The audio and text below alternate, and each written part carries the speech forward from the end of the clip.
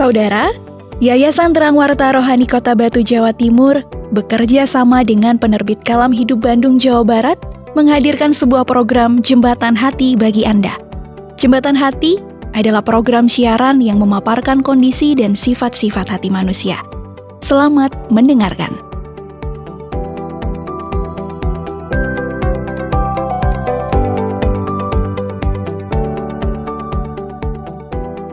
Selamat pagi Pak Gede. Pagi Pak. Apa kabar Pak hari ini? Ya syukur, kabar baik Pak Jamal. Pak Jamal sendiri gimana? Iya, saya juga kabar baik Pak. Waduh, keluarga gimana Pak Jamal? Iya, semua aman Pak, keluarga aman. Maaf Pak Gede, saya pagi-pagi datang ke rumah Pak. Tidak apa-apa Pak Jamal. Malahan saya senang kalau Pak Jamal ada kesempatan ke rumah saya ini. Terima kasih Pak. Apakah Bapak ada kesibukan hari ini? Tidak begitu sibuk Pak. Kalau boleh tahu, jadi apa maksud Pak Jamal ini pagi ini? Begini Pak, saya mau sharing nih sama Bapak. Makanya kenapa saya harus pagi-pagi menunggu Bapak? Oh, emang mau sharing apa nih Pak? Seru sekali nih. Begini Pak, saya masih sangat penasaran dengan percakapan kita yang lalu. Oh gitu. Penasarannya seperti apa itu? Saya lupa. Percakapan kita kan gitu? Tentang korban penebus dosa Pak. Oh, Bapak masih ingat kan itu?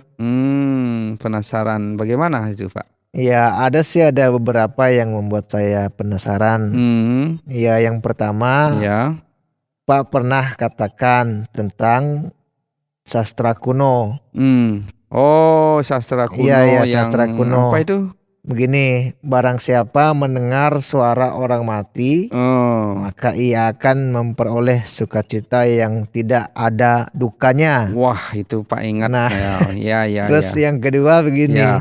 Lalu ketika nonton wayang kemarin, ada ungkapan yang mengatakan menunggu kurban suci dari seorang yang sakti mandraguna tanpa celah Pak. Oh ya, saya ingat ya itu kan yang kedua. Nah yang ketiga, Bapak juga bercerita tentang kurban seorang anak, anaknya Abraham Abraham itu ya. Iya yang dipersembahkan. Nah, lalu Abraham memberi nama tempat itu Tuhan menyediakan.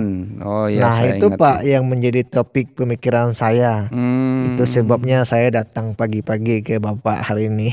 Oh, lalu menurut Pak Jamal sendiri apa yang Bapak harapkan dari saya ini? Ya sebenarnya sejak kita nonton wayang yang lalu, kan saya mendengar Bapak menjelaskan ke saya, dan saya sangat mendapat pencerahan yang begitu baik Pak.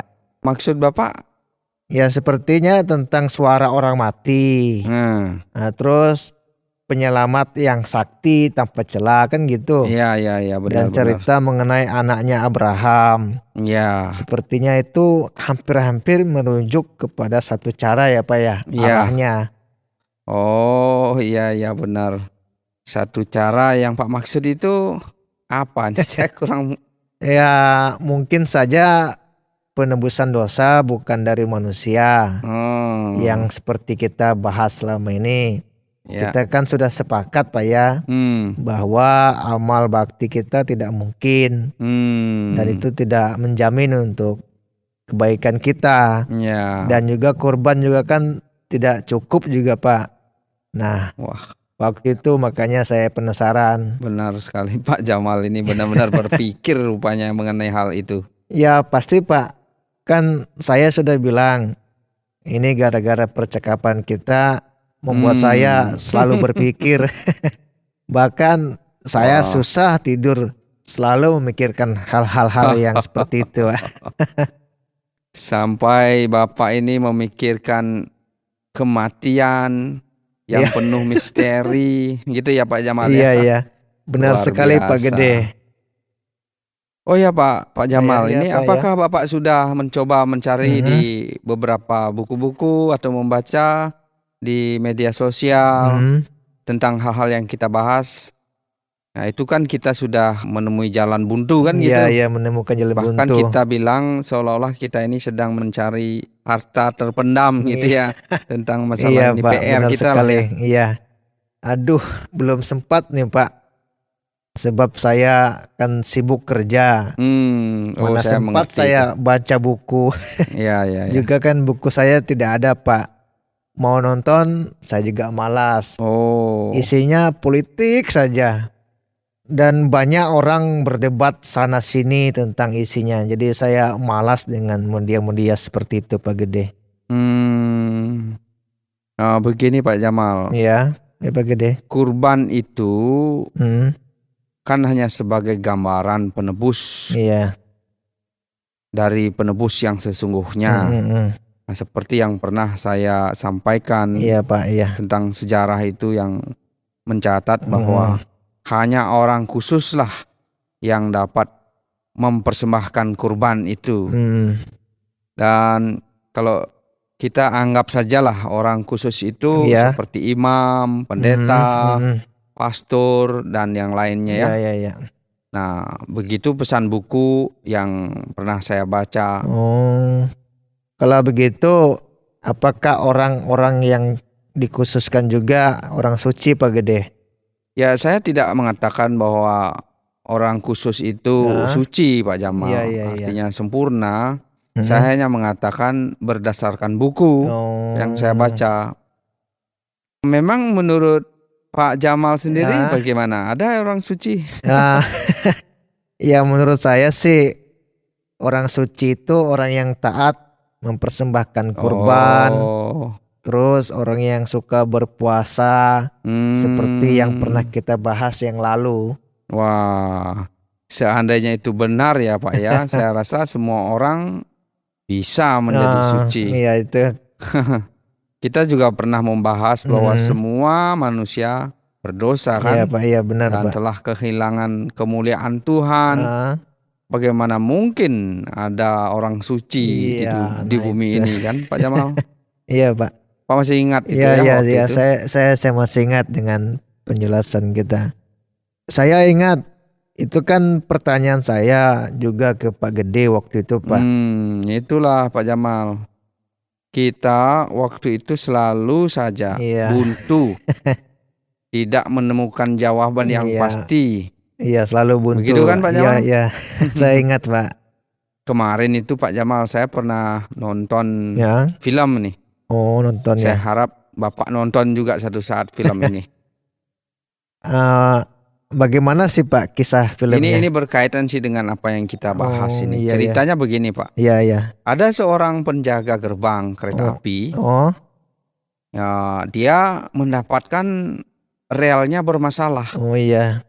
Jadi dia berpikir jika rel itu tidak diperbaikinya, pasti keretanya akan kecelakaan.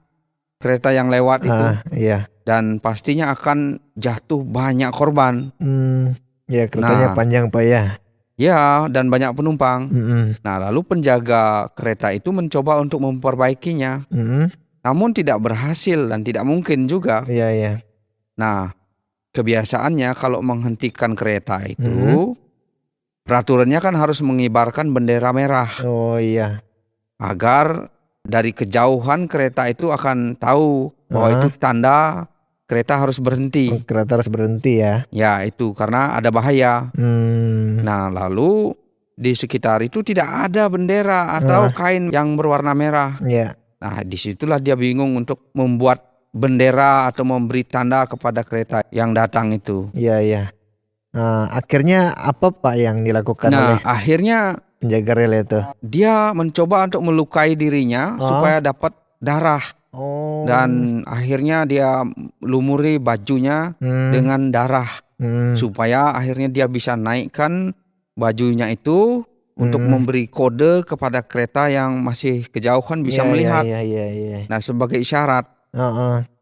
Nah, akhirnya itu berhasil dan kereta pun sampai berhenti di depan dia. Lalu apa yang terjadi Pak? Nah, akhirnya setelah dia berhasil, dia kehabisan darah. Dan dia berhasil menyelamatkan kereta itu berhenti begitu. Iya. Bagaimana dengan penjaga kereta itu, Pak? Nah, dikisahkan di film itu penjaga kereta itu kehabisan darah dan meninggal akhirnya. Iya. Terus bagaimana sih akhir dari film itu? Nah, akhirnya film itu memberikan kesimpulan untuk keselamatan orang banyak di kereta itu. Penjaga kereta itu rela memberikan darahnya untuk keselamatan penumpang itu. Ini sungguh perbuatan yang mulia itu menurut saya. Itu walaupun ya film ya. Iya. Sangat berkesan sekali, Pak, kisah film ini. Sepertinya saya pasti nonton itu, Pak. Ya nanti saya bisa bagi itu linknya ke Bapak ya. Ini kalau menurut Pak Gede nih, Pak Gede mengambil hikmahnya bagaimana, Pak, dari film itu? Gini, Pak. Kisah itu bisa saya ambil kesimpulan bahwa orang yang di kereta itu seolah-olah saya yang ada di dalam kereta itu. Artinya saya mewakili orang-orang yang ada di dalam kereta itu. Saya tidak tahu di depan bahwa sebenarnya ada bahaya. Aduh, Bapak punya gambaran yang luar biasa ini. Kalau begitu, apakah bisa kita simpulkan bahwa orang yang mengorbankan darahnya adalah simbol, Pak, sebagai seorang yang rela menyelamatkan itu juga banyak orang yang saya pikirkan, Pak Jamal. Jadi memang, Pak, ini sepertinya gambaran dan petunjuk buat kita ini ya. Ya, maksudnya bagaimana, Pak? Petunjuk ini maksud saya kita diarahkan untuk mencari ya. Siapa sih yang sesungguhnya yang rela menebus kesalahan kita dengan mengorbankan dirinya sebagai penyelamat itu sendiri. Oh, benar, Pak. Saya sih berpikir begitu. Apalagi mengingat sejarah nih, Pak, yang Bapak pernah sampaikan mengenai kisah Abraham itu. Betul. Tuhan yang menyediakan, Pak, ya. Saya sih pernah nonton film lainnya yang memang mengarah kepada seorang yang berkorban untuk penghapus dosa manusia. Kayaknya seru itu, Pak. Coba Bapak ceritakan untuk saya, Pak, filmnya. Wah, mungkin lain kali saya ceritakan. Masalahnya ini agak sensitif sih menurut saya. Tidak sembarang sih kita bisa omongkan. Itu saya pikir-pikir nanti kita bisa bahas ya. Iya, benar sekali, Pak Gede. Agar jangan terjadi pengalaman seperti yang lalu-lalu, Pak. Iya. Jadi Pak lekas-lekas ya. Menyimpulkan ya. Iya, baik, Pak. Saya pamit dulu, Pak, ini ya. Iya. Semoga dapat pencerahan ya. Iya. Terima kasih, Pak, untuk penjelasannya. Selamat pagi, Pak. Pagi.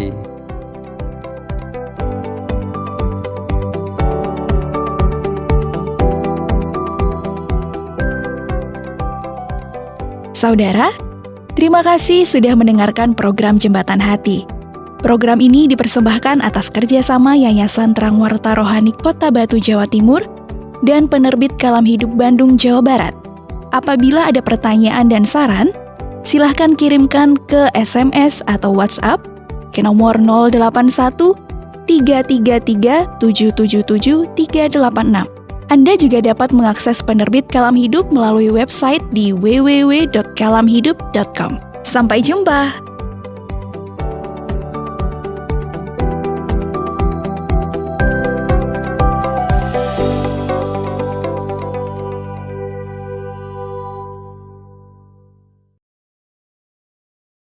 Terima kasih Anda sudah mengikuti program kami. Jika Anda diberkati, jangan lupa like, komen, dan share supaya Anda tidak ketinggalan setiap program terbaru kami.